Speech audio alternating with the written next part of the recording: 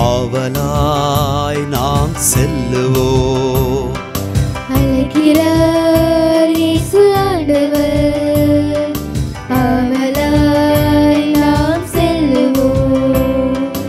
அவர் பலியினில் கலந்திட, அவர் ஒளியினில் நடந்திட, அவர் பலியினில் கலந்திட, அவர் ஒளியினில் நடந்திட, சாட்சிகளாய் என்றும் வாழ்ந்திட இந்நாளிலே அழைக்கிறார் இயேசு ஆண்டவர்.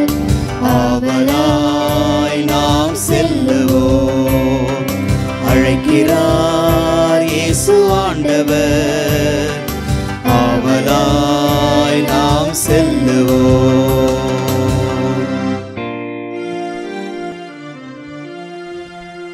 தந்தை மகன் தூய் ஆவியாரின் பெயராலே ஆமென்.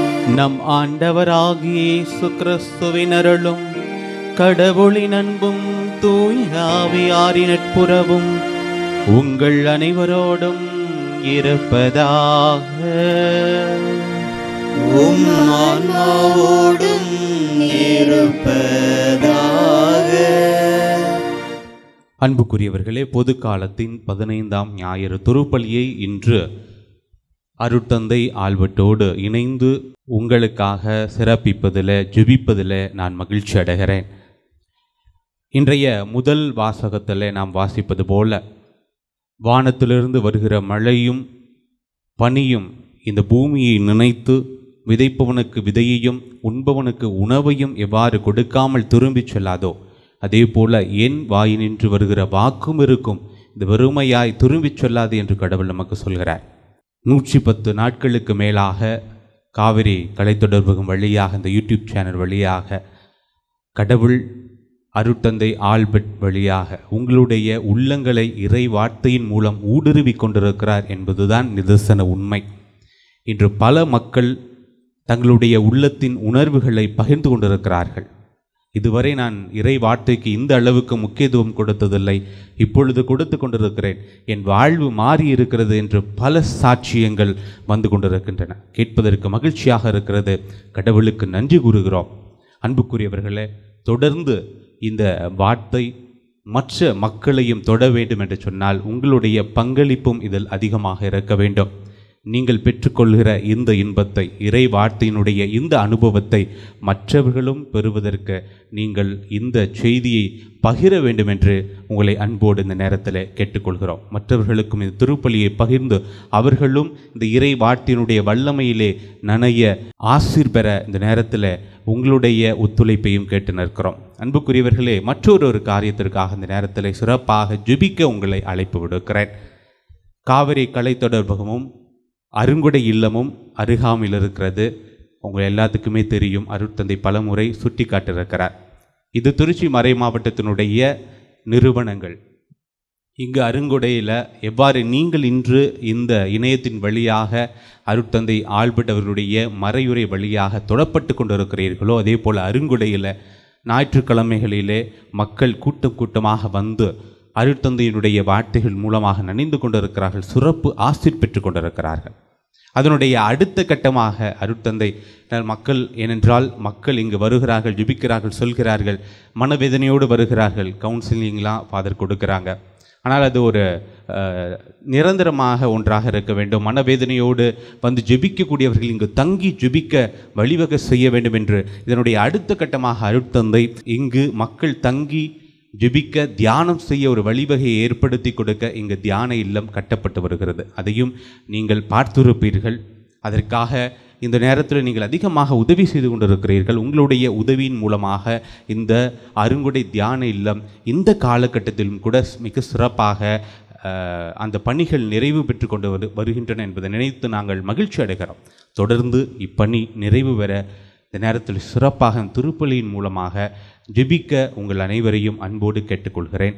இந்த பணிகள் அருட்தந்தை மேற்கொண்டிருக்கிற இந்த சிறப்பான பணி, பல பணிகள் இங்கு அருங்குடையில் நடந்து கொண்டிருக்கிறது. கடவுளுடைய ஆசீர்வாதத்தாலும் உங்களுடைய ஒத்துழைப்பாலும் தொடர்ந்து இந்த பணிக்கு நீங்கள் ஒத்துழைப்பு கொடுக்க நாங்கள் இந்த நேரத்தில் கேட்டுக்கொள்கிறோம். இந்த பணி ஆண்டவருடைய பணி. இங்கு வருகிற மக்கள் இங்கு தங்கி அவருடைய வார்த்தையின் மூலமாக தொடப்படுவதற்கு இந்த நேரத்தில் மிக சிறப்பாக இந்த திருப்பலியின் மூலமாக நீங்கள் ஜெபிக்க வேண்டும் என்று இந்த நேரத்தில் நாங்கள் கேட்டுக்கொள்கிறோம். உங்களுக்காகவும் இந்த நேரத்தில் திருப்பலியை உங்கள் அனைவருக்காகவும் ஒப்பு கொடுத்து சிறப்பாக ஜெபிக்கிறோம். அன்புமிக்க சகோதர சகோதரிகளே, தூய மறை நிகழ்வுகளை கொண்டாட நாம் தகுதி பெறும் பொருட்டு நம் பாவங்களை ஏற்றுக்கொள்வோம். எல்லாம் வல்ல இறைவனிடமும் சகோதர சகோதரிகளே, உங்களிடமும் நான் பாவி என்று ஏற்றுக்கொள்கின்றேன். ஏனெனில் சிந்தனையாலும் சொல்லாலும் செயலாலும் கடமையில் தவறியதாலும் பாவங்கள் பல செய்தேன். என் பாவமே, என் பாவமே, என் பெரும் பாவமே. ஆகையால் எப்போதும் கன்னியான புனித மரியாவையும் வானதூதர் புனிதர் அனைவரையும், சகோதர சகோதரிகளே உங்களையும் நம் இறைவனாகிய ஆண்டவரிடம் எனக்காக வேண்டிக் கொள்ள மன்றாடுகின்றேன். எல்லாம் வல்ல இறைவன் நம் மீது இரக்கம் வைத்து நம் பாவங்களை மன்னித்து நம்மை நிலை வாழ்வுக்கு அழைத்து செல்வாராக. ஆமென். ஆண்டவரே இரக்கமாயிரும்.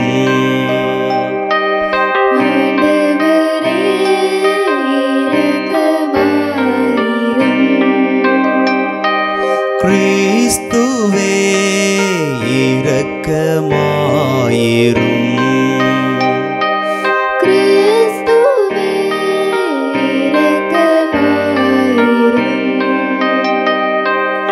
ஆண்டவரே இரக்கமாயிரும்.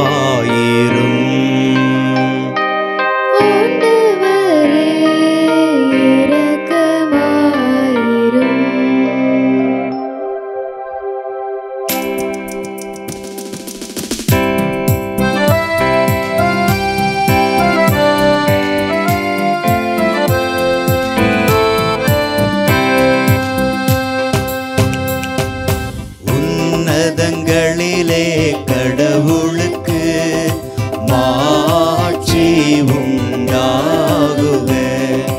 உலகினிலே நன்மனதோருக்கு அமைதியாகுக. உம்மை புகழ்கின்றோம், உம்மை வாழ்த்துகின்றோம், உம்மை ஆராதிக்கின்றோம், உம்மை மாட்சிப்படுத்துகின்றோம். உமது மேலான மாட்சியின் பொருட்டு உமக்கு நன்றி கூறுகின்றோம். ஆண்டவராகிய இறைவா, வானுலக அரசரே, எல்லாம் வல்ல தந்தையாகிய இறைவா, ஒரே மகனாய் உதித்த ஆண்டவரை இயேசு கிறிஸ்துவே, ஆண்டவராகிய இறைவா, இறைவனின் செம்மறியே, தந்தையின் திருமகனே, உலகின் பாவங்களை போக்குபவரே, எங்கள் மேல் இரக்கமாயிரும். உலகின் பாவங்களை போக்குபவரே, எங்கள் மன்றாட்டை ஏற்றருளும். தந்தையின் வலப்பக்கம் வீற்றிருப்பவரே, எங்கள் மேல் இரக்கமாயிரும். ஏனெனில் இயேசு கிறிஸ்துவே, நீர் ஒருவரே தூயவர், நீர் ஒருவரே ஆண்டவர், நீர் ஒருவரே உன்னதர்.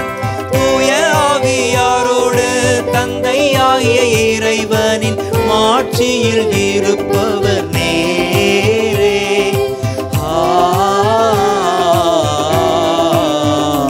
ஆமென். ஜெபிப்போமாக.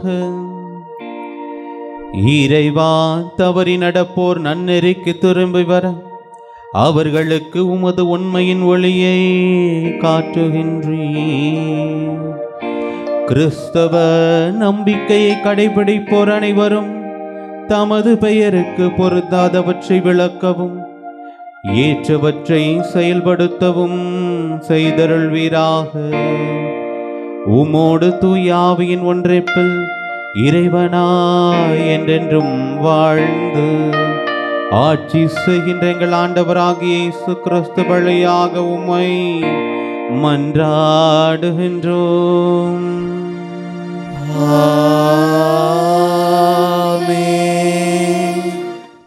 முதல் வாசகம். மழை நிலத்தை நனைத்து விளைய செய்கிறது. இறைவாக்கினர் எசாயா நூலிலிருந்து வாசகம். அதிகாரம் 55, இறை திருவசனங்கள் 10 முதல் 11 முடிய. ஆண்டவர் கூறுவது: மழையும் பனியும் வானத்திலிருந்து இறங்கி வருகின்றன. அவை நிலத்தை நனைத்து முளை அரும்பி வளர செய்து விதைப்பவனுக்கு விதையையும் உண்பவனுக்கு உணவையும் கொடுக்காமல் அங்கு திரும்பி செல்வதில்லை. அவ்வாறே என் வாயிலிருந்து புறப்பட்டு செல்லும் வாக்கும் இருக்கும். அது என் விருப்பத்தை செயல்படுத்தி எதற்காக நான் அதை அனுப்பினேனோ அதை வெற்றிகரமாக நிறைவேற்றாமல் வெறுமையாய் என்னிடம் திரும்பி வருவதில்லை. ஆண்டவரின் அருள்வாக்கு. இறைவனுக்கு நன்றி.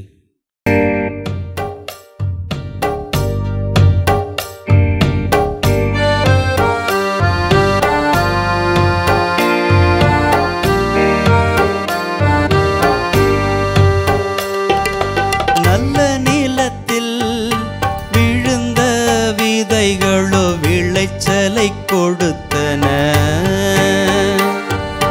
நல்ல நிலத்தில் விழுந்த விதைகளோ விளைச்சலை கொடுத்தன. மண்ணுலகை பேணி அதன் நீர் வளத்தையும் நில வளத்தையும் பெருக்கினீ. கடவுளின் ஆறு கரை புரண்டோடியது. அது தானியங்களை நிரம்ப விளைய செய்தது. அது தானியங்களை நிரம்ப விளைய செய்தது. நல்ல நிலத்தில் விழுந்த விதைகளோ விளைச்சலை கொடுத்தன. நல்ல நிலத்தில் விழுந்த விதைகளோ விளைச்சலை கொடுத்தன.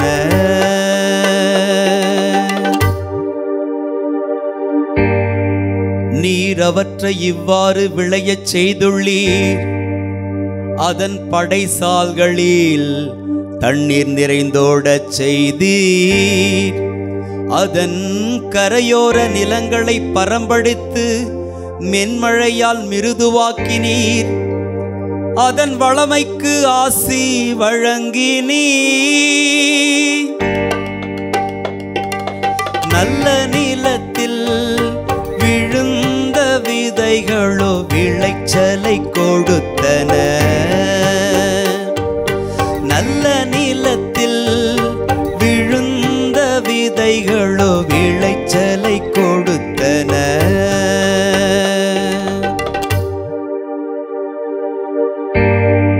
ஆண்டு முழுவதும் உமது நலத்தால் முடிசூட்டுகின்றீர்.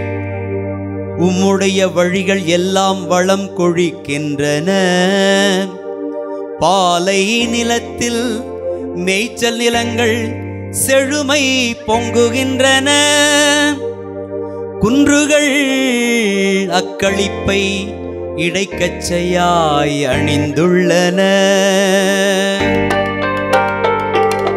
நல்ல நிலத்தில் விழுந்த விதைகளோ விளைச்சலை கொடுத்தன. நல்ல நிலத்தில் விழுந்த விதைகளோ விளைச்சலை கொடுத்தன.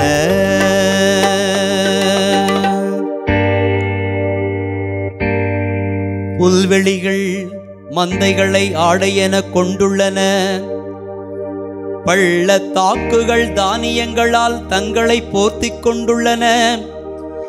அவற்றில் எங்கும் ஆரவாரம் எம்மருங்கும் இன்னிசை.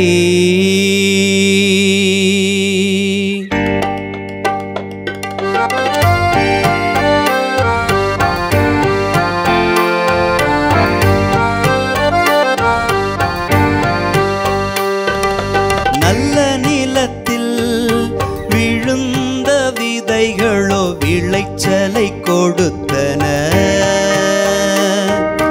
நல்ல நிலத்தில் விழுந்த விதைகளோ விளைச்சலை கொடுத்தன.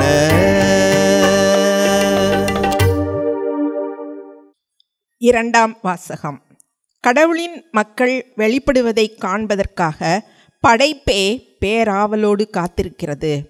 திருத்துதர் பவுல் ரோமையருக்கு எழுதிய திருமுகத்திலிருந்து வாசகம். பிரிவு 8 இறைவார்த்தைகள் 18 முதல் 23 முடிய. சகோதரர் சகோதரிகளே, இக்காலத்தில் நாம் படும் துன்பங்கள் எதிர்காலத்தில் நமக்காக வெளிப்படப் போகிற மாட்சியோடு ஒப்பிட தகுதியற்றவை என நான் எண்ணுகிறேன். இம்மாட்சியுடன் கடவுளின் மக்கள் வெளிப்படுவதை காண்பதற்காக படைப்பே பேராவலோடு காத்திருக்கிறது. ஏனெனில் படைப்பு பயனற்ற நிலைக்கு உட்பட்டுள்ளது. தானே விரும்பியதால் அப்படி ஆகவில்லை, அதை உட்படுத்தினவரின் விருப்பத்தால் அவ்வாறு ஆயிற்று. எனினும் அது எதிர்நோக்கை இழந்த நிலையில் இல்லை. அது அழிவுக்கு அடிமைப்பட்டிருக்கும் நிலையிலிருந்து விடுவிக்கப்பட்டு கடவுளின் பிள்ளைகளுக்குரிய பெருமையையும் விடுதலையையும் தானும் பெற்றுக்கொள்ளும் என்கிற எதிர்நோக்கோடு இருக்கிறது.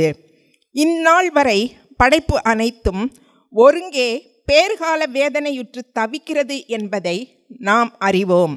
படைப்பு மட்டுமல்ல, முதல் கொடையாக தூய ஆவியை பெற்றுக்கொண்டுள்ள நாமும் கடவுள் நம்மை தம் பிள்ளைகளாக்கப் போகும் நாளை, அதாவது நம் உடலை விடுவிக்கும் நாளை எதிர்நோக்கி பெருமூச்சு விடுகிறோம். ஆண்டவரின் அருள்வாக்கு. இறைவனுக்கு நன்றி.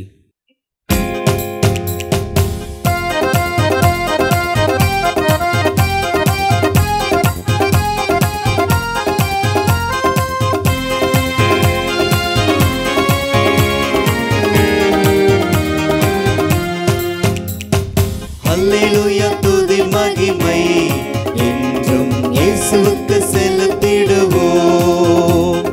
அல்லேலூயா, துதி மகிமை என்றும் இயேசுவுக்கு செலுத்திடுவோம்.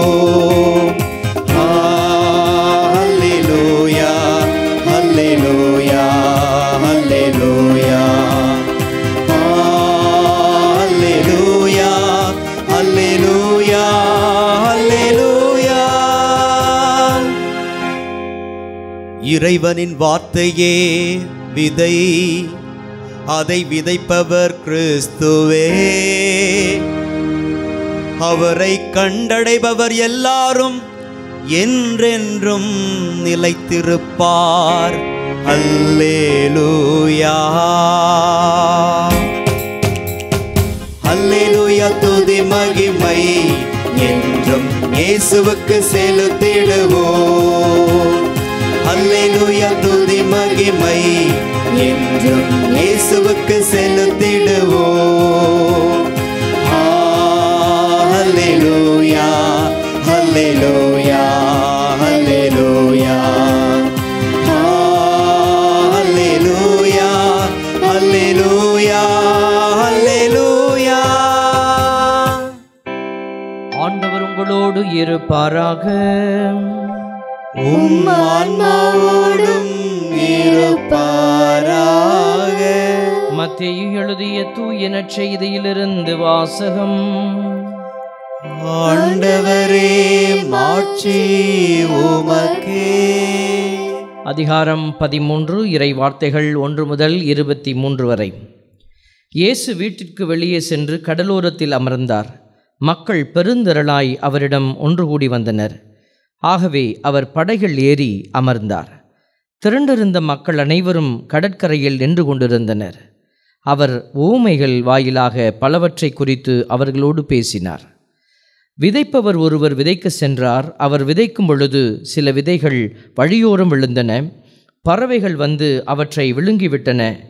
வேறு சில விதைகள் மிகுதியாக மண் இல்லா பாறை பகுதிகளில் விழுந்தன.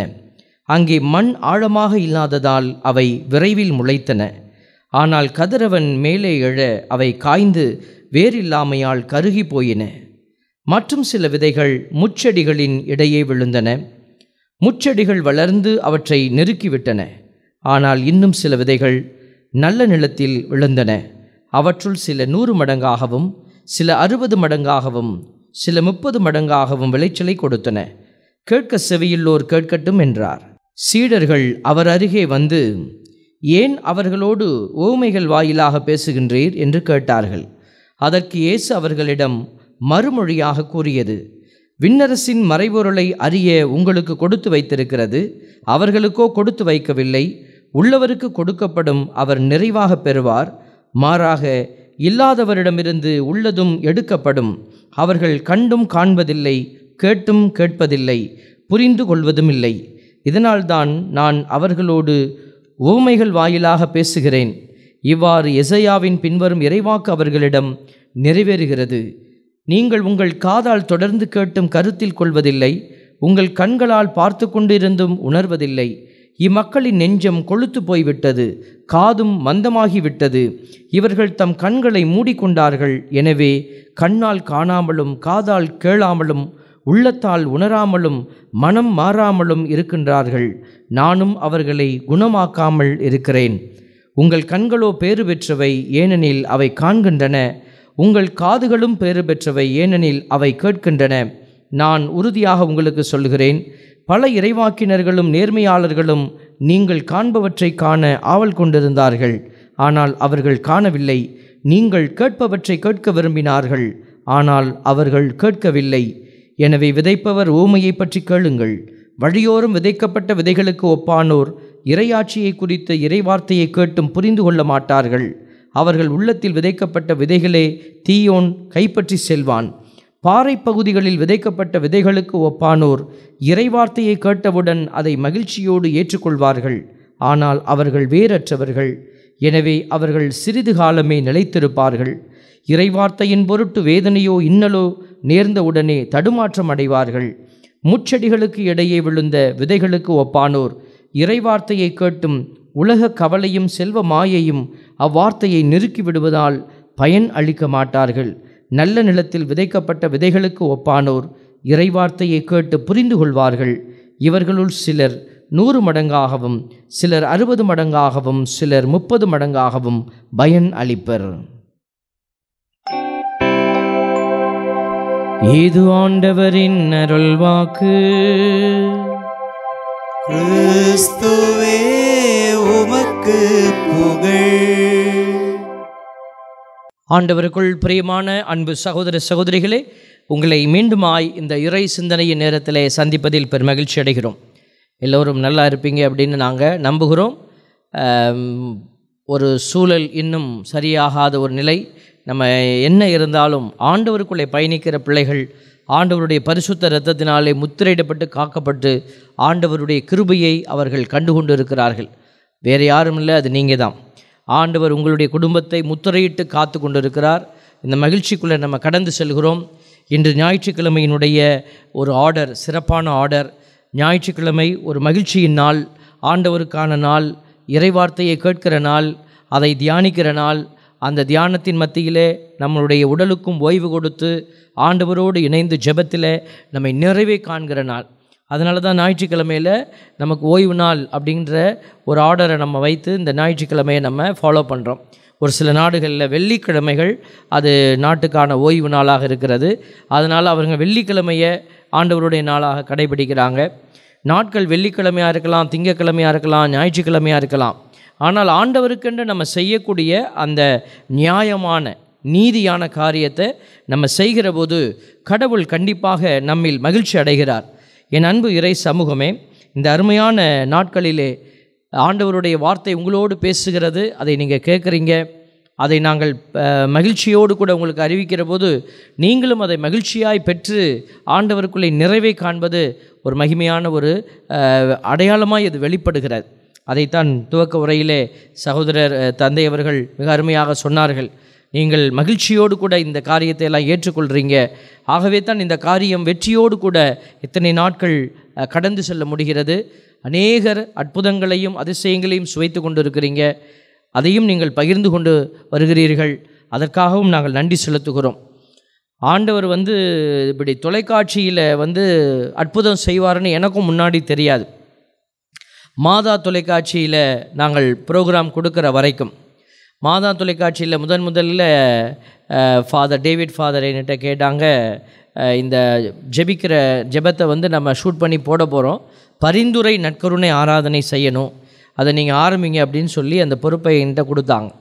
அப்போது குருக்கள் எல்லாம் அங்கே இருக்கிற டீம் ப்ரீஸ்ட் எல்லாமே அதில் இருப்பாங்க, ஒர்க்கர்ஸ் இருப்பாங்க. அப்போது நான் முதல்ல நினைத்தேன், இந்த ஆராதனையில் என்ன வந்துட போகுது, ஆராதனையில் எத்தனை பேர் பார்க்க போகிறாங்க, அவங்கவுங்க களி ஆட்டங்கள் களி நடனங்களை பார்ப்பாங்க, மகிழ்ச்சிக்குரிய காட்சிகளை பார்ப்பாங்க. நாம் இந்த முசரக்கட்டையை காட்டிக்கிட்டு ஒரு ஜபம் வைக்க போகிறோம், என்னத்தை பெரிய சக்ஸஸாக வரப்போகுது, அதனால் ஃபாதர் கேட்டுட்டாரு செய்வோம் அப்படின்னு சொல்லி நாங்கள் அதை செய்ய முயற்சித்தோம். ஆனால் மனசுக்குள்ளே உண்மையாக தான் ஜெபிப்போம். இங்கே ஜெபிக்கிற போது உண்மையாக எத்தனையோ பேர் கஷ்டப்படுறாங்க, அவங்களுக்காக நாங்கள் உண்மையாக ஜெபிப்போம். அதில் மாற்று கருத்து இல்லாமல் இருந்தது.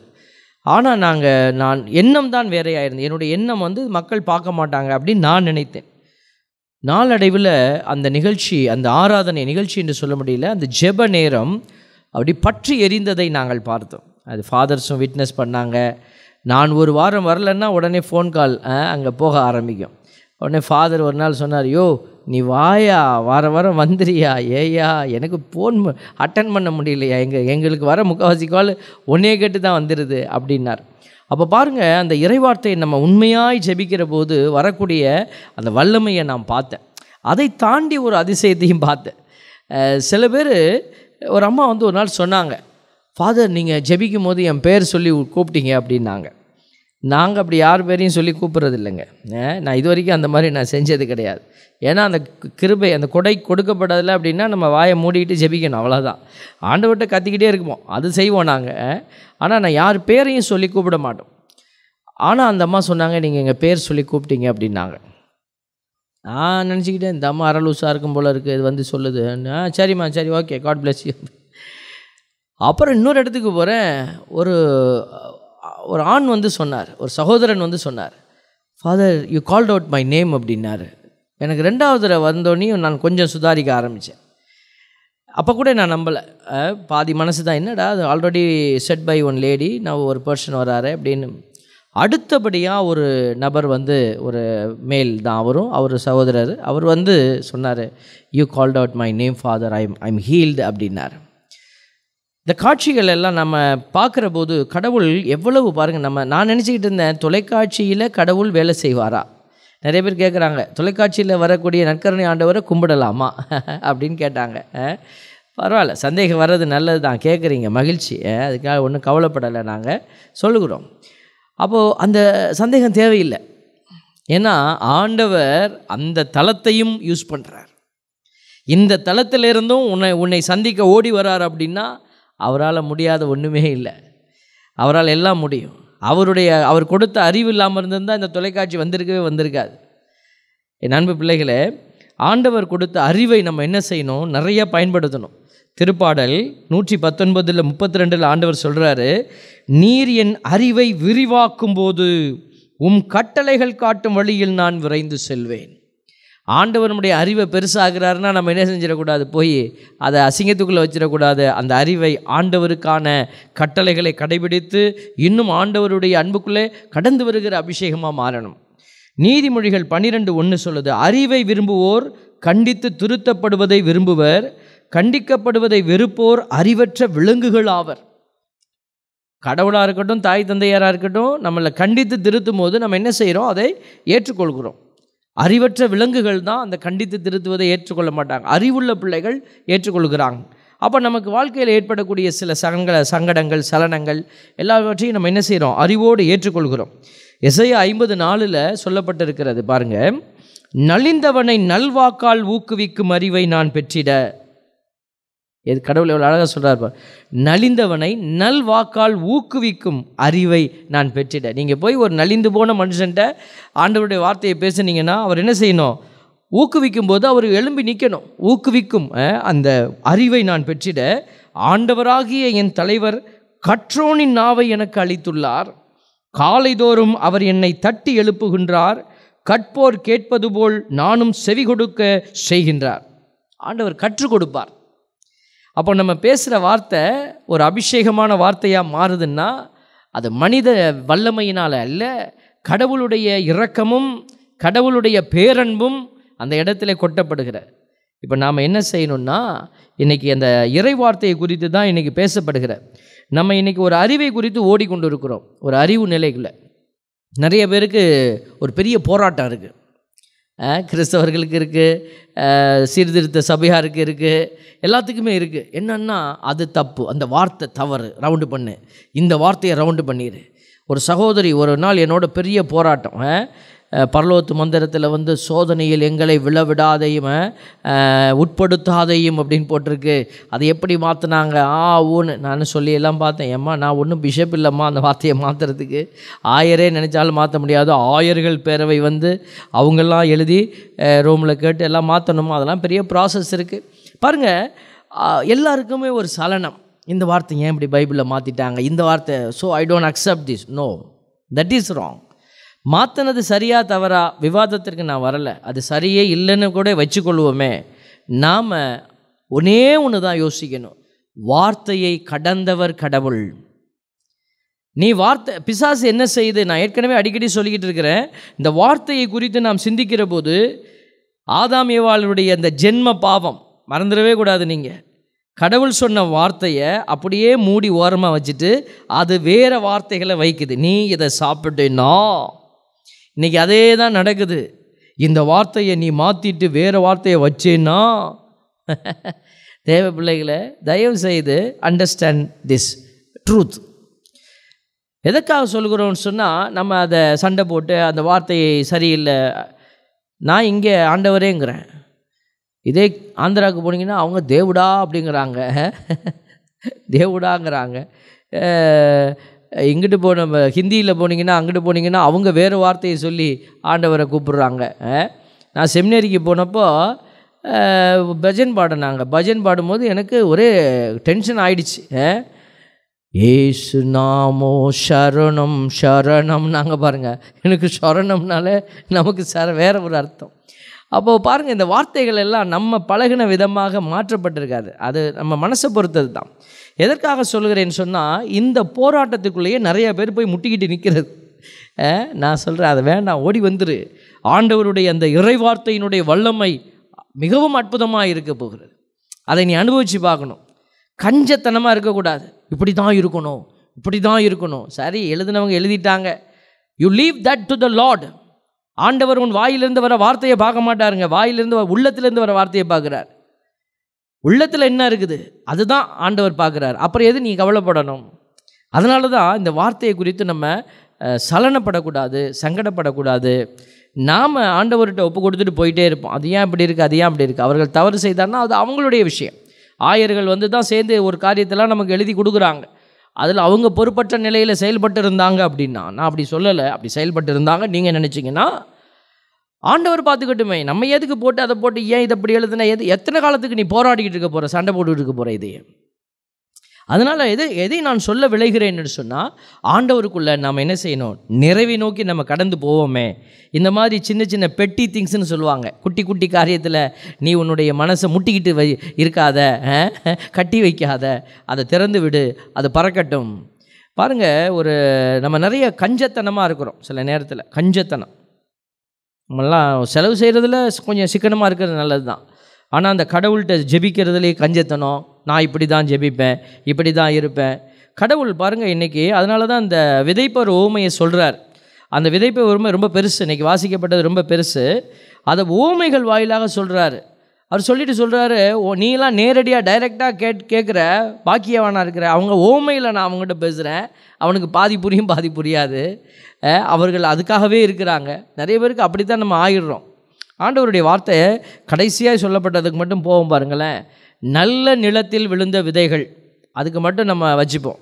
மற்ற நிலத்தில் விழுந்ததெல்லாம் எப்படி விழுந்தது, முள்ளில் விழுந்தது, கல்லில் விழுந்தது, பாதையில் விழுந்தது, எல்லாமே வீணாக போச்சுன்னு வச்சுக்கோங்களேன். ஏதோ ஒரு வகையில் இன்றைக்கி நல்ல நிலத்தில் விழுந்த விதையாக நீ இருக்கணும். அப்போது 30, 60, 100 ஆண்டவர் அந்த கேட்டகரி வைக்கிறார்.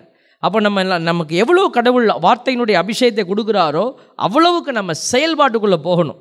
அதுக்கு தான் வார்த்தை அருளப்படுகிறது. முதல் வாசகத்தில் என்ன பார்த்தோம்? ஆண்டவரே என்ன சொல்கிறாரு? அவர் வார்த்தையே செயல்பாட்டுக்கான வார்த்தை.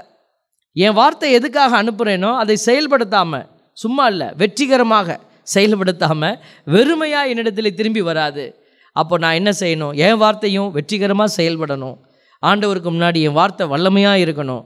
நான் ஒரு வார்த்தை சொல்லிட்டேன்னா அந்த வார்த்தையை நான் எப்படியாவது செய்து முடிக்கணும்.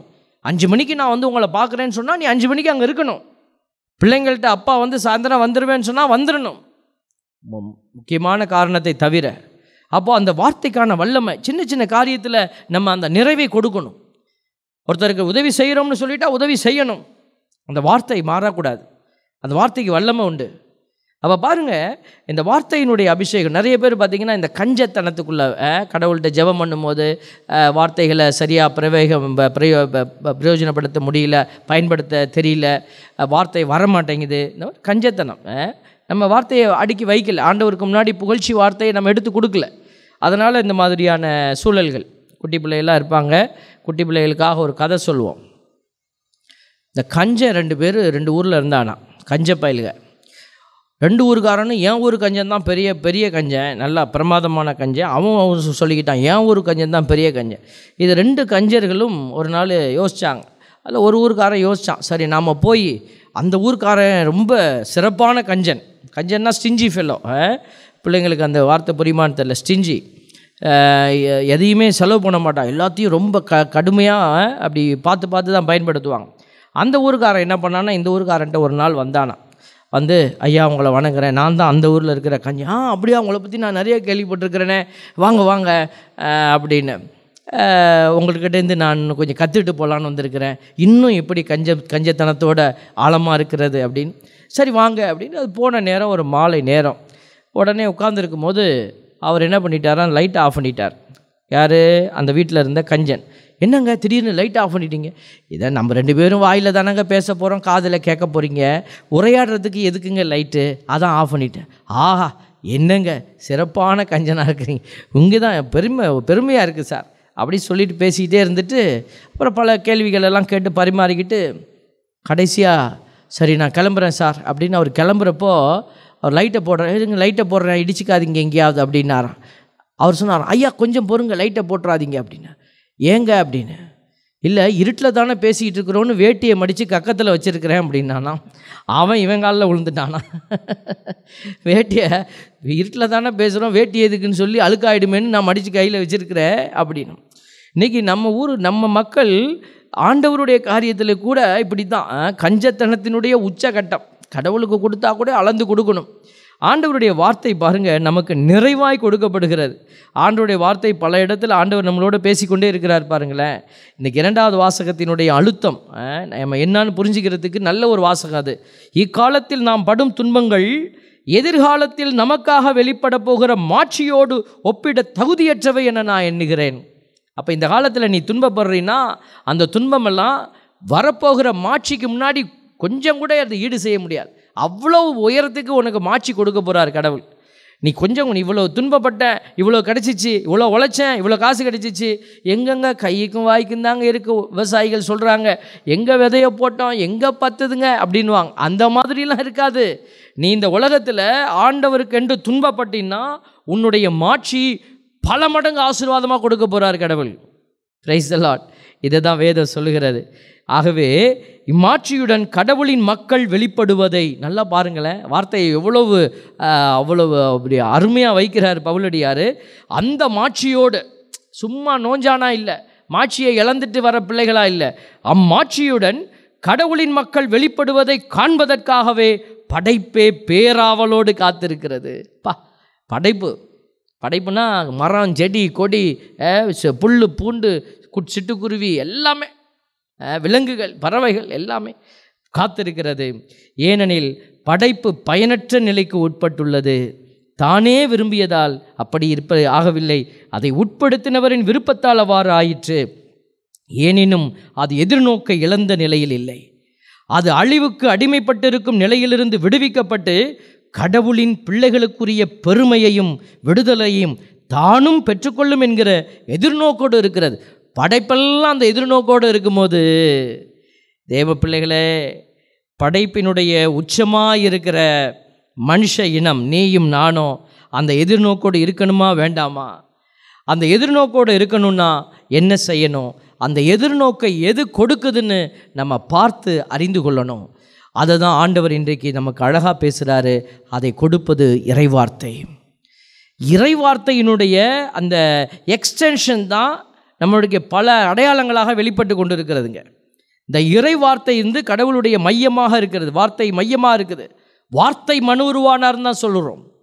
மனு உருவானார் வார்த்தையை கொடுத்தார் இல்லை, வார்த்தை மனு உருவானார் நம்மிடையே குடிகொண்டார். அப்போ அந்த வார்த்தையினுடைய வல்லமையை நம்ம உணர்ந்து செயல்படணும். 2 பேதுரு 1:21 ஆண்டவருடைய வார்த்தை பேதுரு சொல்கிறார் பாருங்க, தூய ஆவியால் ஆட்கொள்ளப்பட்ட மனிதர்கள். பைபிள் யார் எழுதுனா வார்த்தைங்கிறிய அந்த வார்த்தை எங்கிருந்து வந்ததுன்னு சொல்கிறாரு. தூய ஆவியால் ஆட்கொள்ளப்பட்ட மனிதர்கள் கடவுள் அருளியதை உரைத்ததே இறைவாக்கு, அது ஒருபோதும் மனித விருப்பத்தால் உண்டானது அல்ல. தேவ பிள்ளைகளை, இது சொல்யூஷன் புக்குன்னு நான் சொல்லுவேன். இது சொல்யூஷன் புக். அதாவது மக்கள் நம்ம நிறைய துன்பத்தில் இருப்போம், ஒவ்வொருத்தருக்கும் ஒவ்வொரு விதமான கஷ்டம். யார் யாருக்கு என்னென்ன கஷ்டம் இருக்குதோ எல்லாத்துக்குமே விட இது உள்ளே இருக்குது. எனக்கு இருக்கிற கவலை வேறு, உங்களுக்கு இருக்கிற கவலை வேறு, சாமியாருக்கு இருக்கிற கவலை வேறு. நீங்கள் நினைக்கலாம், சாமியாருக்கெல்லாம் என்ன கவலை, பிள்ளையா குட்டியா, அவங்களுக்கெல்லாம் ஒரு கவலை இல்லை.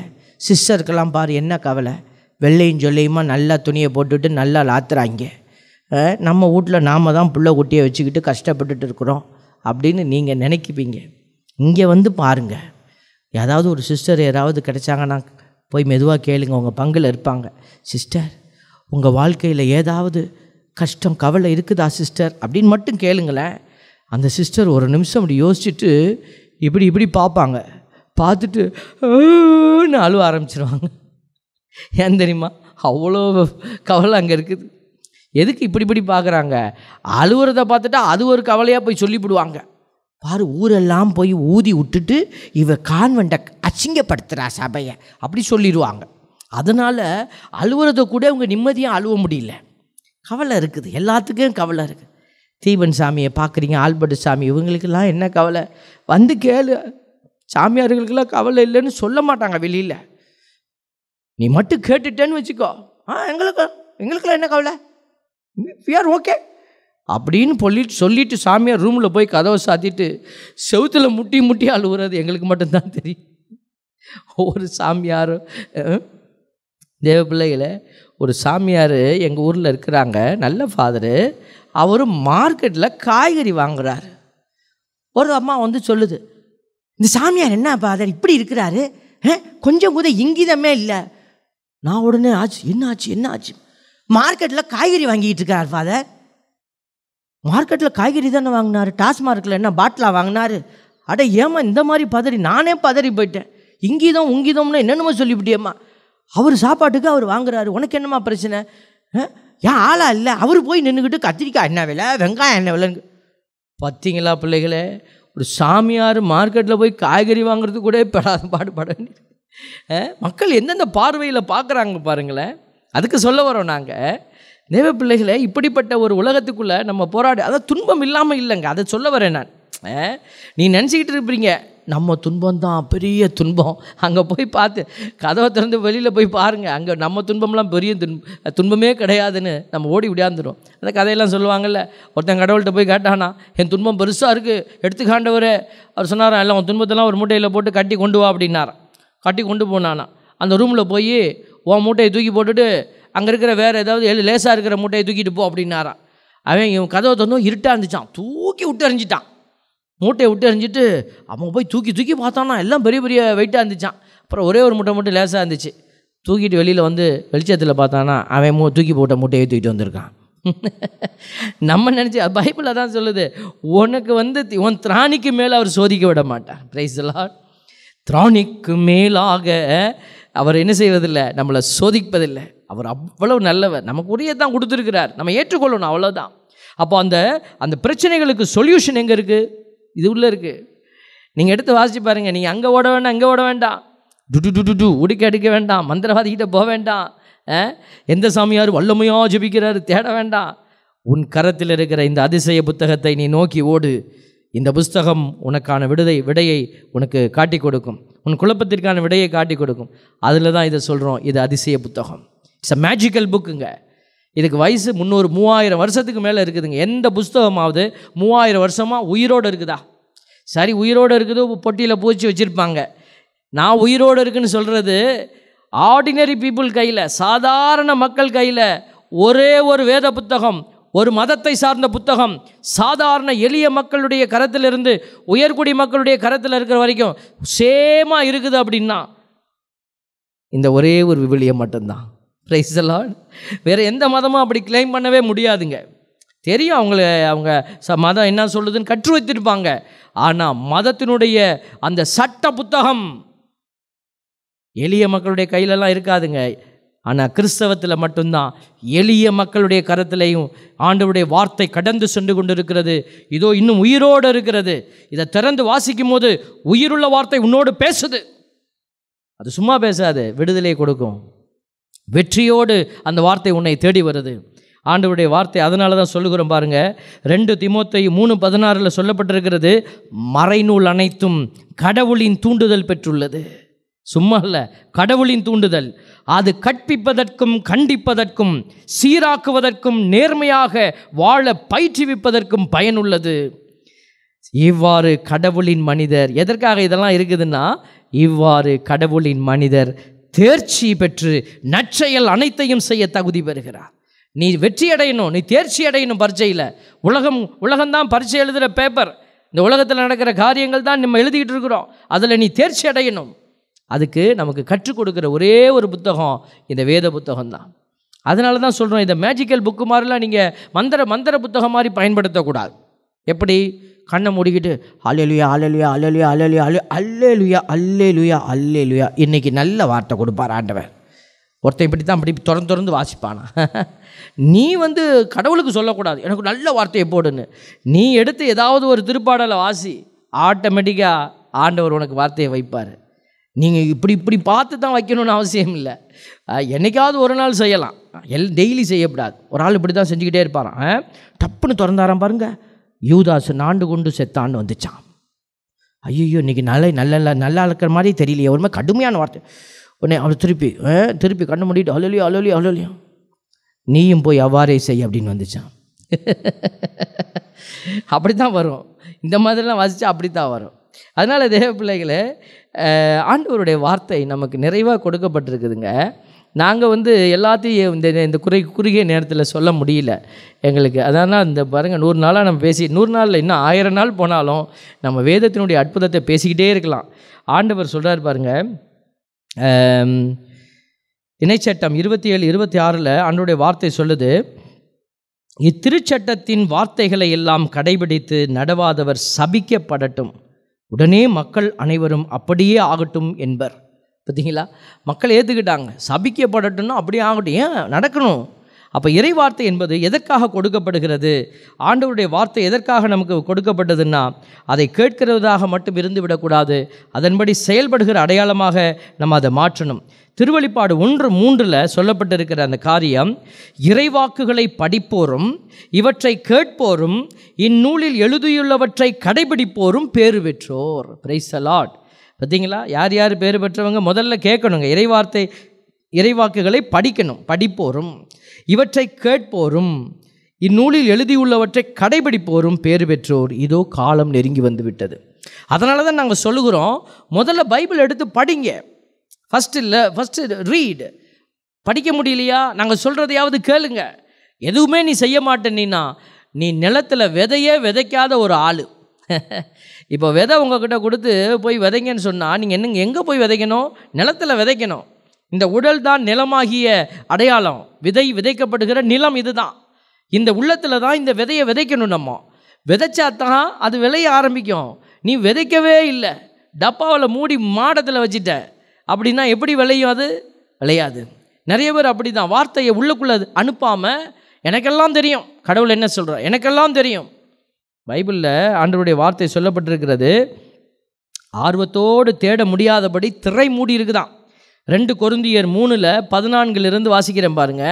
பவுலடியார் சொல்லியிருக்கிறாரு, அவர்களின் உள்ளம் மழுங்கி போயிற்று. இன்று வரை அந்த பழைய உடன்படிக்கை நூல்களை அவர்கள் வாசிக்கும்போது அதே முக்காடு இன்னும் அகற்றப்படாமல் இருக்கிறது.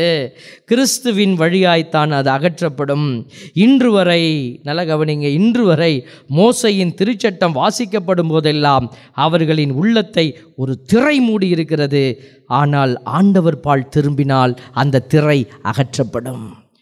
ஆண்டவர் பால் எப்படி திரும்புறது? கோயிலுக்கு போகணும் ஃபாதர். எஸ், கோயிலுக்கு போக முடியாத நாட்களில் நீ எங்கடி எப்படி திரும்பணும்? ஆண்டவர் பக்கம், ஆண்டவருடைய வார்த்தையின் பக்கம் நீ திரும்பணும். அந்த வார்த்தை நம்மை நிறைவழியில் வழிநடத்தக்கூடிய அபிஷேகத்தோடு இருக்குது பிள்ளைகளே. அதனால தான் நாங்கள் சொல்லுகிறோம், இந்த உண்மையை அறிய இறைவார்த்தை வேணும். உன் வாழ்க்கையினுடைய உண்மை அறியணும். என் வாழ்க்கை ஏன் இப்படி ஓடிக்கிட்டு இருக்குது?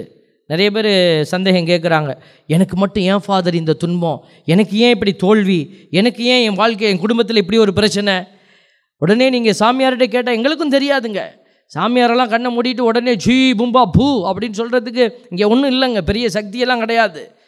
ஆண்டவர் யாருக்கு வெளிப்படுத்தணுமோ அவங்க ரொம்ப ரேராக தான் வெளிப்படுத்துவார். நாங்கள் ஒரு சில பேருக்காக சிறப்பாக ஜெபிக்கும் போது வெளிப்படுத்துவார்.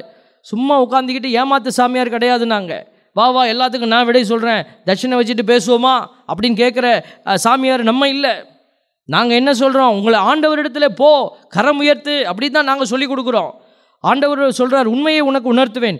1 பேதுரு 1:10 சொல்லுது, உங்களுக்கென்றிருந்த அருளை பற்றித்தான் இறைவாக்கினர் இறைவாக்கு உரைத்தனர், இந்த மீட்பை குறித்து துருவி ஆய்ந்தனர். அவங்க ஆய்ந்து வச்சு எழுதி வச்சுட்டு போயிட்டாங்க. நம்ம என்ன செய்யணும்? நமக்குரிய வாசகம் எங்கே இருக்குதுன்னு நம்ம தேடணும். அது தெரியலன்னா பரவாயில்ல, நீங்கள் சும்மா பைபிளை வாசிங்க, யூ ரீட் த பைபிள். ஆண்டவர் எந்த வார்த்தை வழியாக வேலை செய்யணுமோ அந்த வார்த்தை வழியாக உங்கள்கிட்ட வேலை செய்வார். தேவ பிள்ளைகளே, இந்த வார்த்தையை நம்ம ஆர்வத்தோடு தேடணும். ஆர்வத்தோடு தேடுகிற போது நெகேமியா 8:5 பாருங்கள், அந்த எஸ்ரா என்ன செய்கிறார்? உயரமான இடத்துல நின்று அந்த இறைவார்த்தையை திறந்து திருநூலை வாசித்த போது எல்லா மக்களும் பார்த்தார்கள். திருநூலை திறந்தபோது எல்லா மக்களும் எழுந்து நின்றார்கள்.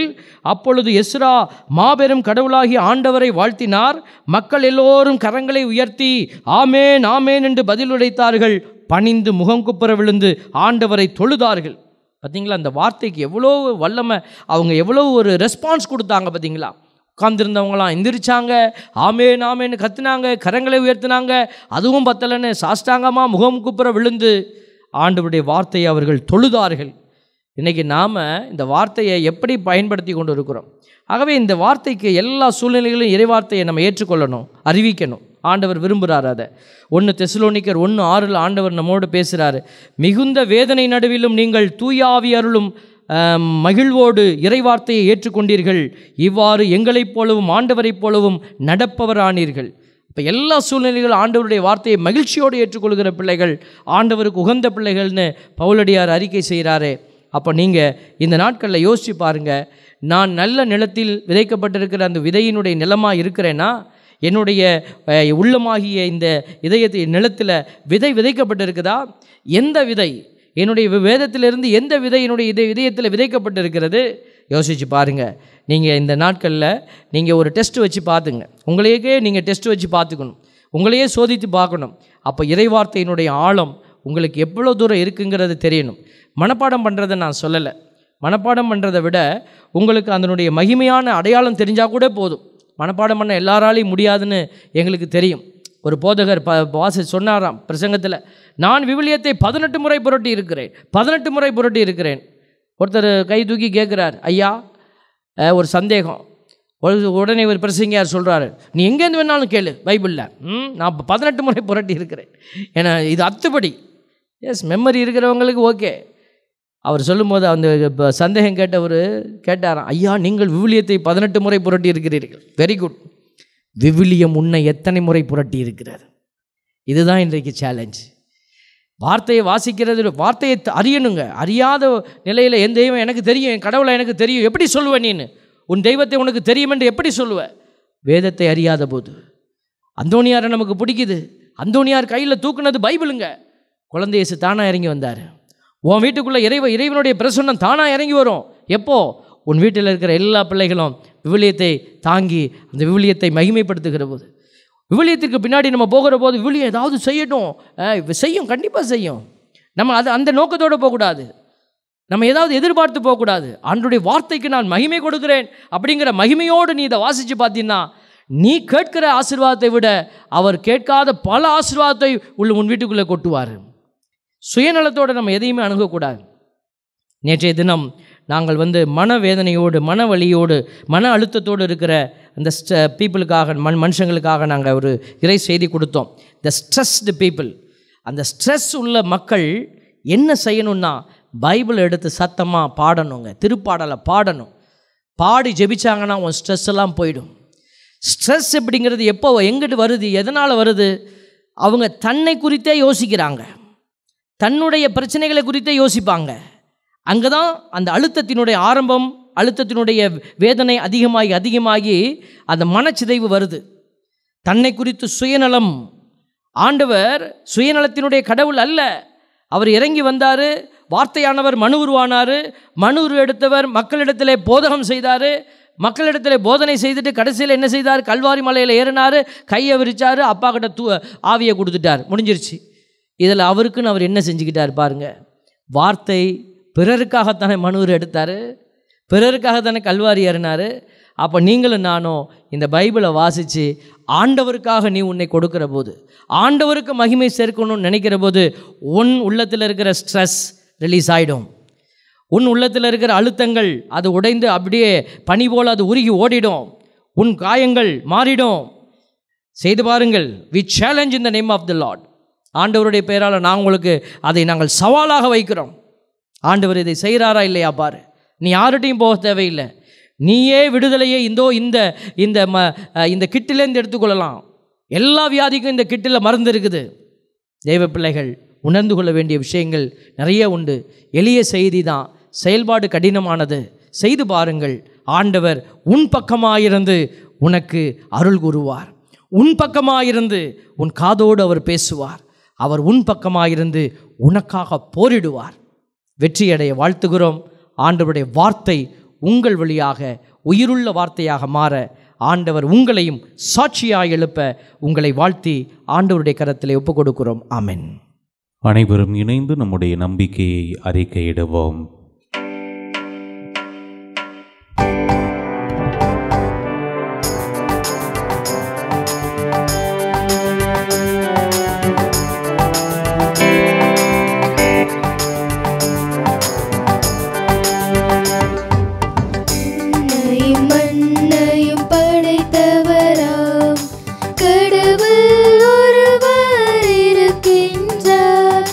தந்தை மகன் தூய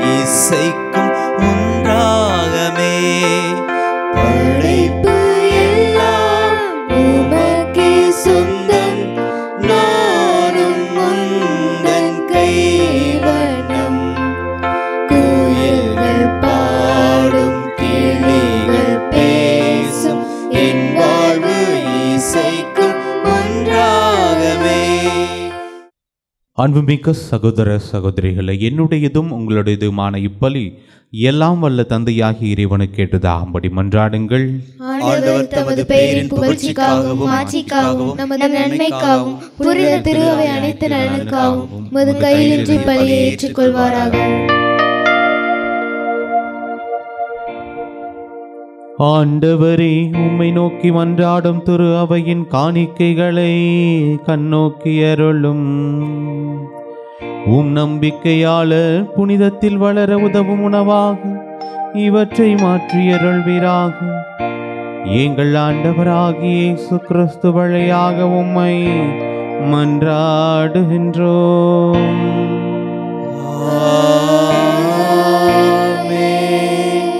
ஆண்டவர் உங்களோடு இருப்பாராக.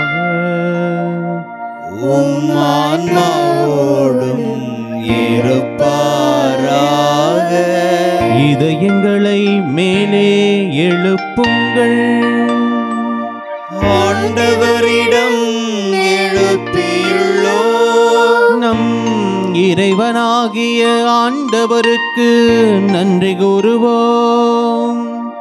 அது தகுதியும் நீதியும் ஆனதே.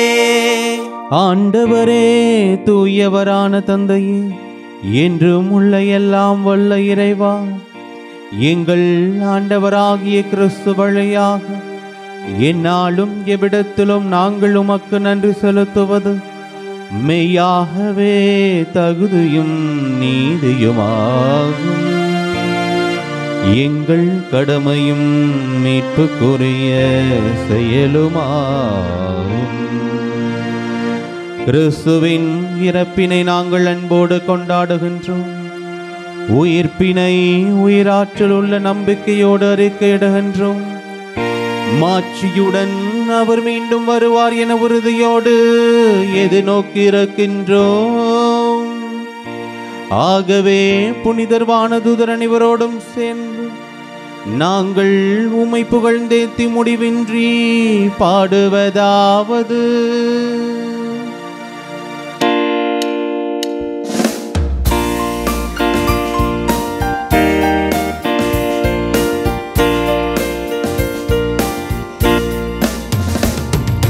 தூயவர் தூயவர் தூயவர் வான்படைகளின் கடவுளாம் ஆண்டவர். விண்ணகமும் மண்ணகமும் உமது மாட்சியால் நிறைந்துள்ளன. உன்னதங்களிலே ஓசன்னா, உன்னதங்களிலே ஓசன்னா. ஆண்டவர் பெயரால் வருகிறவர் ஆசீர் பெற்றவர். உன்னதங்களிலே ஓசன்னா, உன்னதங்களிலே ஓசன்னா. ஆண்டவரே, நீர்மையாகவே தூயவர், தூய்மை அனைத்துக்கும் ஊற்று. ஆகவே உம்முடைய ஆவியை பொழிந்து இக்காணிக்கைகளை தூய்மைப்படுத்த உம்மை வேண்டுகின்றோம். இவ்வாறு எங்கள் ஆண்டவர் இயேசு கிறிஸ்துவின் உடலும் இரத்தமுமாக எங்களுக்கு இவை மாறுவனவாக. அவர் பாடுபட உளம் கனிந்து தம்மை கையளித்த போது அப்பத்தை எடுத்து நன்றி செலுத்தி அதை பிட்டு தம் சீடர்களுக்கு அளித்து கூறியதாவது: அனைவரும் இதிலிருந்து பெற்று உண்ணுங்கள், ஏனெனில் இது உங்களுக்காக கையளிக்கப்படும் என் உடல்.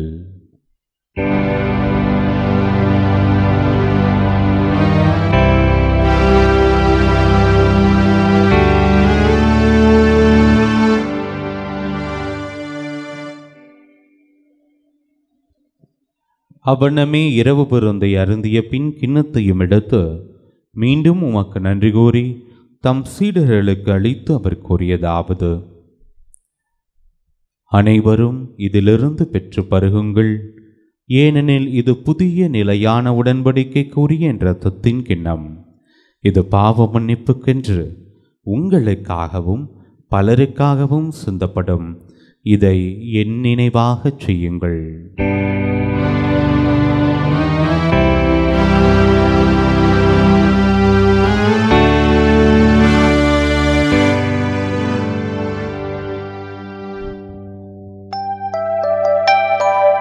நம்பிக்கையின் மறைபொருள்.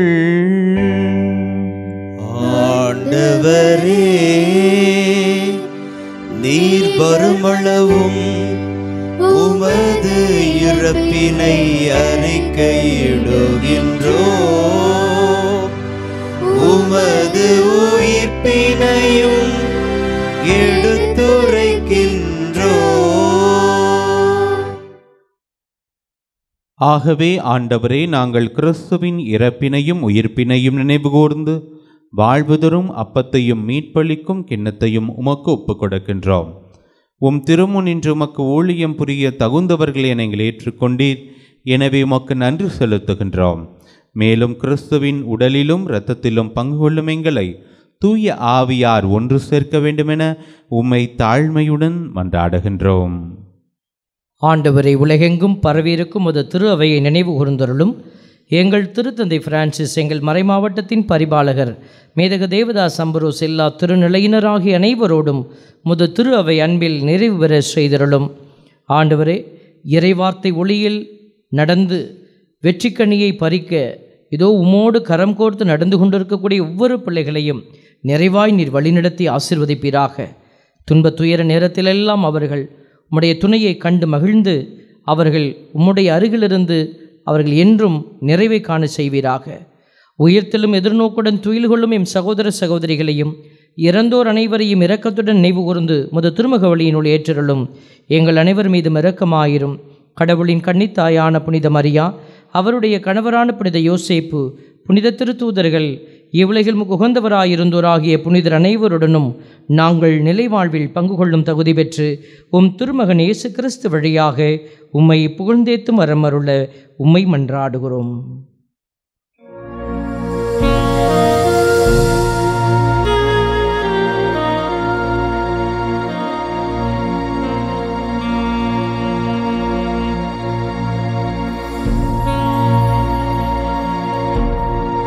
இவர் வழியாக இவரோடு இவரில் எல்லாம் வல்ல இறைவனாகிய தந்தையே, தூய ஆவியாரின் ஒன்றிப்பில் எல்லா புகழும் மாட்சியும் என்றென்றும் உமக்கு உரியதே.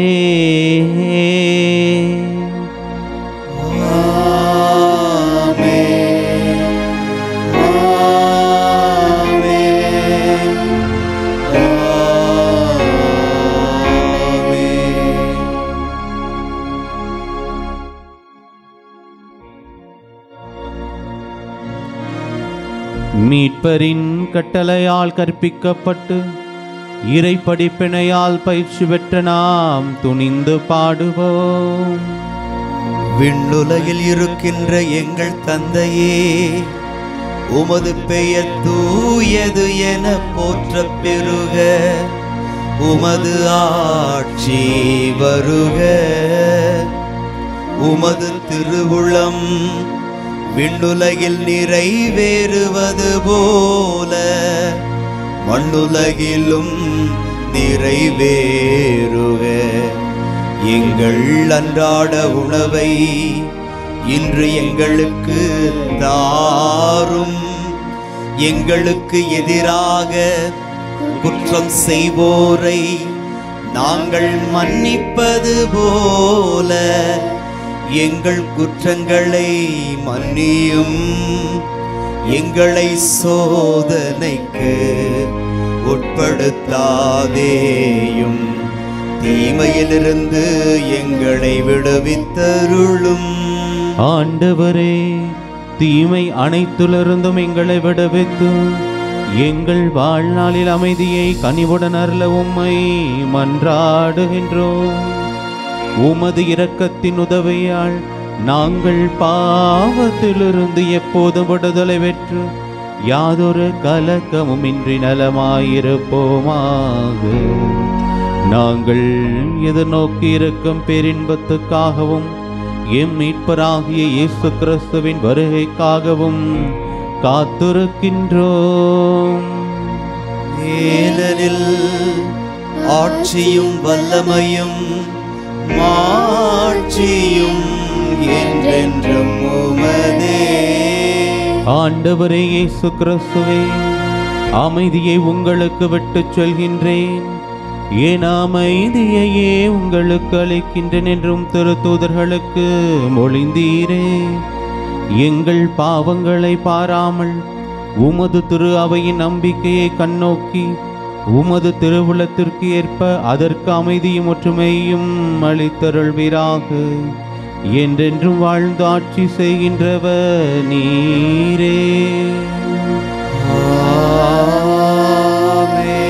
ஆண்டவருடைய அமைதி உங்கள் அனைவரோடும் என்றும் இருப்பதாக. உம் ஆன்மாவோடும் இருப்பதாக. ஒருவருக்கொருவர் ஆண்டவருடைய அமைதியை மகிழ்ச்சியோடு பகிர்ந்து கொள்வோம்.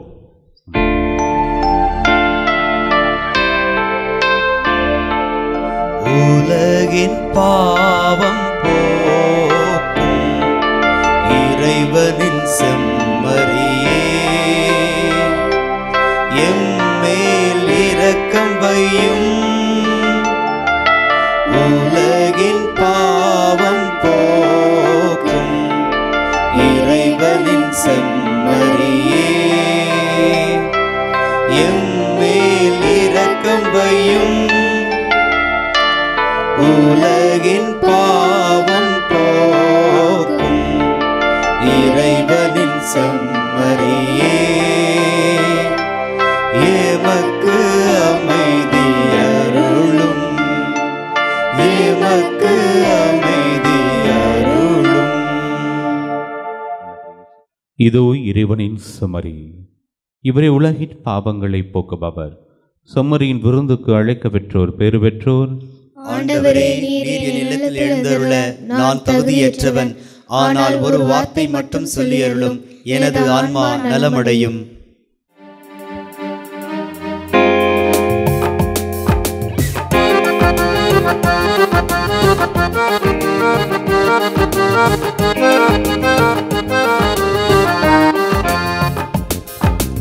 என் தேடல் நீ, என் தெய்வமே, நீ இன்றி என் வாழ்வு நிறம் மாறுதே.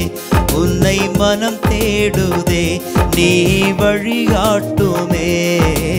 என் தேடலே என் தெய்வமே, நீ இன்றி என் வாழ்வு நிறமாறுதே. உன்னை மனம் தேடுதே, நீ வழிகாட்டுமே. இறைவா இறைவா வருவாய் இங்கே, இதயம் அருகில் அமர்வாயின்றே. இறைவா இறைவா வருவாய் இங்கே, இதயம் அருகில் அமர்வாயின்றே. என் தேடல் நீ, என் தெய்வமே, நீ இன்றி என் வாழ்வு நிறம் மாறுதே. உன்னை மனம் தேடுதே, நீ வழிகாட்டுமே.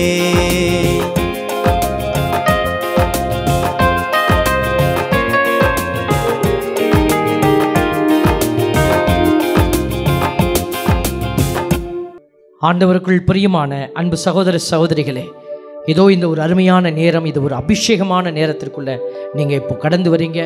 ஆசீர்வாதம் பொங்கி வழிகிற ஒரு நேரம் இது. ஆண்டவர் உண்மையாகவே காத்திருப்போரை நலன்களால் நிரப்புவேன் என்று சொன்ன அந்த வார்த்தை, இந்த திருப்பலியில் நீங்கள் எவ்வளவு நேரமாக ஆண்டவரோடு இணைந்து காத்திருந்தீங்க இல்லையா? ஆண்டவர் உங்களை வெறுங்கைய அனுப்பாதவர். இதோ அபிஷேகத்தினாலே உங்களை நிரப்பப் போகிறவர். குணமாக்குகிற வல்லமையினாலே. பொருளாதார வீழ்ச்சி என்றால் அங்கே ஒரு எழுச்சியை கொடுக்க போகிற கடவுள். இதோ உன்னுடைய ஆத்மாவினுடைய சிதைவை மீண்டுமாய் கட்டி எழுப்புகிற தேவனவர். உன் குடும்பத்தினுடைய காயங்களை, குடும்பத்தினுடைய தோல்விகளை எல்லாம் அவர் அபிஷேகமாக ஆசீர்வாதமாக மாற்றப் போகிற ஒரு நேரத்திற்குள்ளே இந்த வேதனை வழிகளை எல்லாம் ஒப்பு கொடுத்து, ஆண்டவரே எனக்கு மீட்பு, அவரே எனக்கு அடைக்கலம், அவரே எனக்கு கட்பாறை என்று நாம் இதோ இந்த வேளையிலே ஆண்டவரே நம்பி இருக்கிற பிள்ளைகளாய் பாடி துதித்து போற்றி நம்முடைய வேதனைகளை ஒப்பு கொடுப்போம். முழு இதயத்தோடு உம்மை துதிப்பே, உன்னதமானவரே. அதிசயங்கள் எல்லாம் எடுத்துரைப்பேன். அதிசயமானவரே. முழு இதயத்தோடு உம்மை துதிப்பேன் உன்னதமானவரே. உம் அதிசயங்கள் எல்லாம் எடுத்துரைப்பேன் அதிசயமானவரே. உன்னதமானவரே, என் உறைவிடம் நீர்தானே. உன்னதமானவரே, என் உறைவிடம் நீர்தானே. உயர்த்துகிறேன், வாழ்த்துகிறேன், வணங்குகிறேன், உம்மை போற்றுகிறேன். முழு இதயத்தோடு உம்மை துதிப்பேன் உன்னதமானவரே.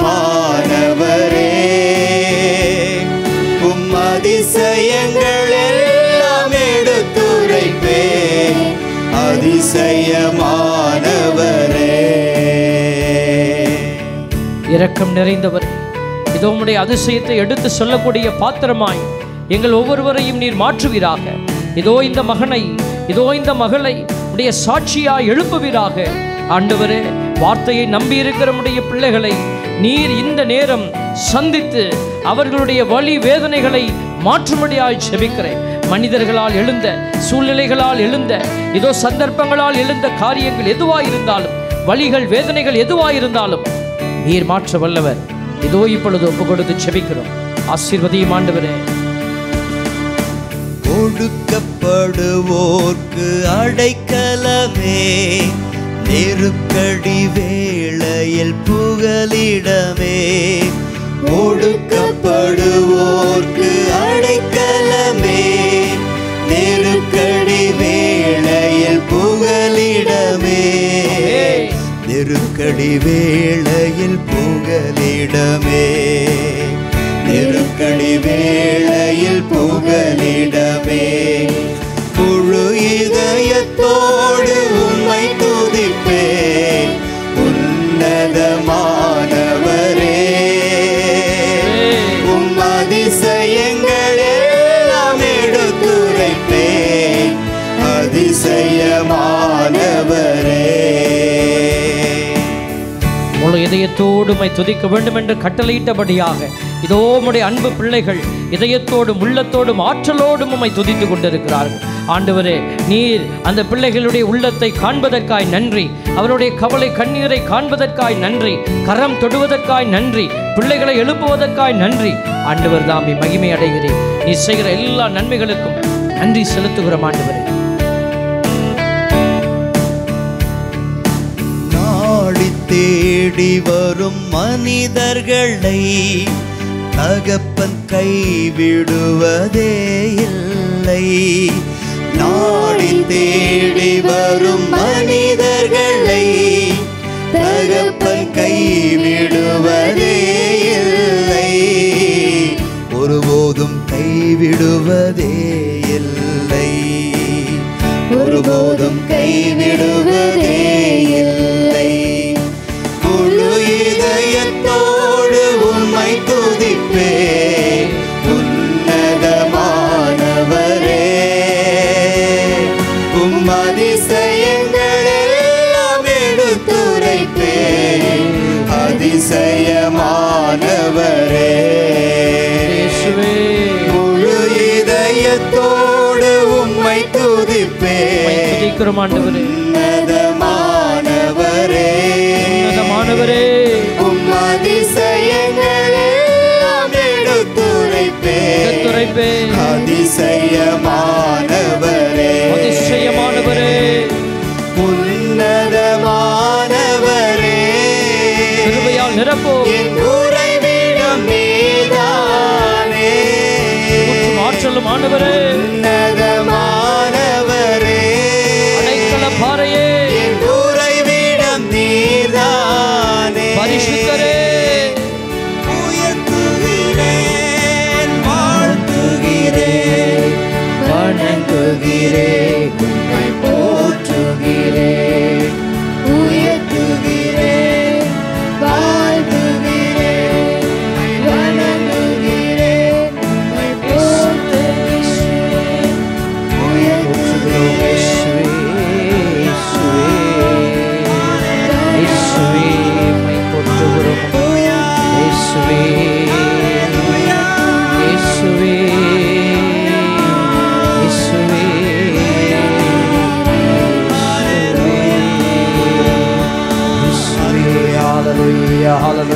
hallelujah, hallelujah, hallelujah, hallelujah, hallelujah, hallelujah, hallelujah, hallelujah, hallelujah, hallelujah, hallelujah, hallelujah.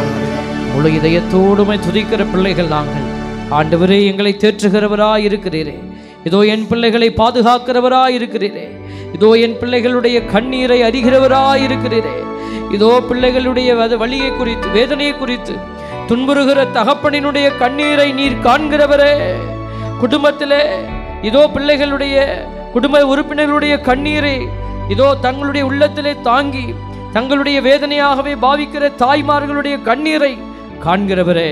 இதோ வீட்டில் இருக்கிற ஒவ்வொருவருக்காக தங்களுடைய இழந்து போகிற அந்த அபிஷேகத்தை கொடுத்தீரே. அவர்கள் இதோ இந்த நேரத்தில் கண்ணீரோடு உறவுகளுக்காக செபிக்கிற அந்த வேதனைகளை எல்லாம் தேவரீர் இதோ அபிஷேகமாய் மாற்றுவீராக. பரிசுத்த இரக்கம் அவர்கள் மீது இறங்கி வருவதாக. ஆண்டவரே, வார்த்தையின் வல்லமை அதிசயம் செய்யும்படியாய் நம்புகிறோம். ஆண்டவரே, அதிசயம் செய்யும் என்று நம்புகிற பிள்ளைகள் ஒவ்வொருவருக்கும் வார்த்தை அதிசயமாய் கடந்து செல்வதாக.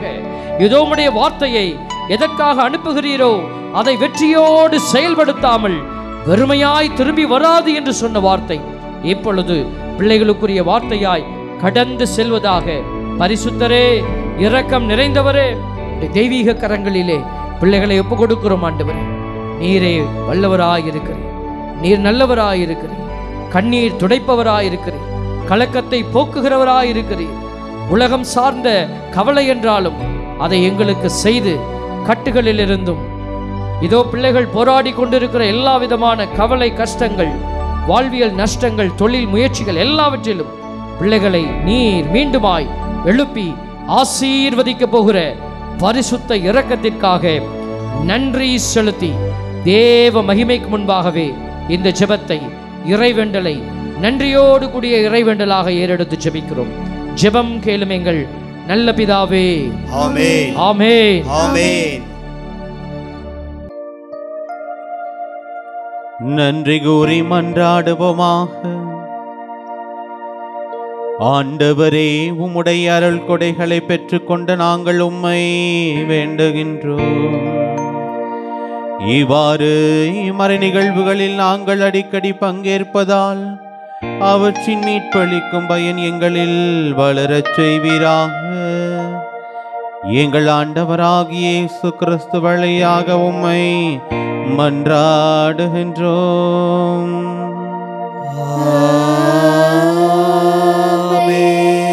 ஆண்டவர் உங்களோடு இருப்பாராக.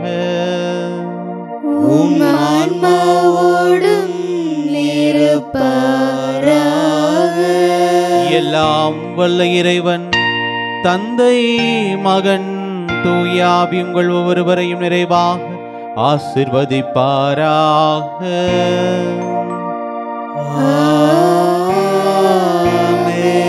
சென்று வாருங்கள், திருப்பலி நிறைவேறிற்று. இறைவனுக்கு நன்றி.